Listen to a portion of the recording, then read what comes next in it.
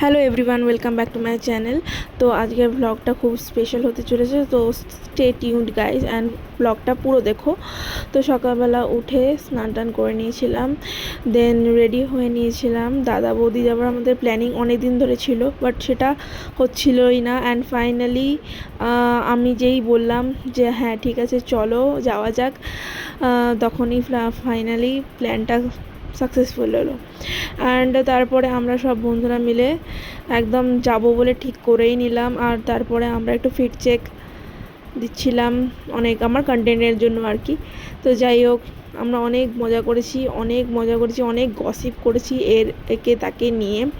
তার প্রথমে তো আমরা শ্রীরামপুরে পৌঁছালাম, তারপরে ঘাট পেরিয়ে ব্যারাকপুর এলাম, দেন অটো ধরলাম অ্যান্ড দেন ডাইরেক্ট আমরা দাদা বৌদিতে গিয়ে নামলাম। আর 10 মিনিট পরে আমরা পৌঁছে গেছিলাম। মোটামুটি আমাদের আধ ঘন্টায় যা সব লেগেছে।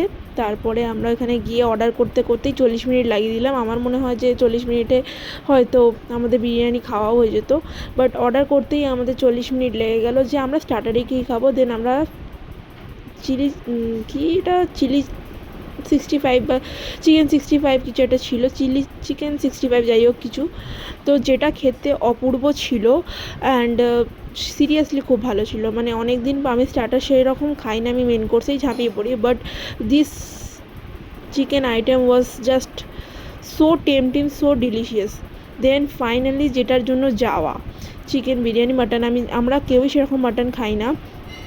তো আমরা চিকেন বিরিয়ানি অর্ডার করেছিলাম 3 প্লেট 5 জনে। অ্যান্ড আমার তো রিভিউ তোমরা দেখেই নিয়েছো, খেয়ে তো মজা এসে গেল। তারপরেই টাকা দেওয়ার পালা, আর টাকা গোনা স্টার্ট হচ্ছিল। তো আমরা 1200 মতন টাকা উড়িয়ে এসেছি। সো যাই হোক, খাওয়া দাওয়া তো বানতা চলতা হ্যাঁ।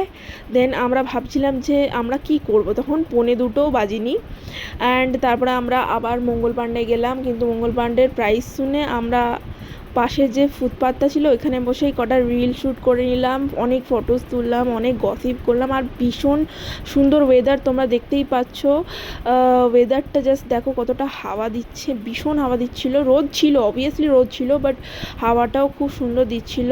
আর ওখানে আমিও কটা ভিডিও শ্যুট করে নিলাম। অ্যান্ড রোদের মধ্যে ভিডিওটা না জাস্ট আলাদাই আসে সত্যি কথা বলতে। তার মধ্যেও আমি যখন শ্যুট করছি তখনও আমরা মানে গসিপই করে যাচ্ছি, দেখো ওরাও গসিপই করে যাচ্ছে।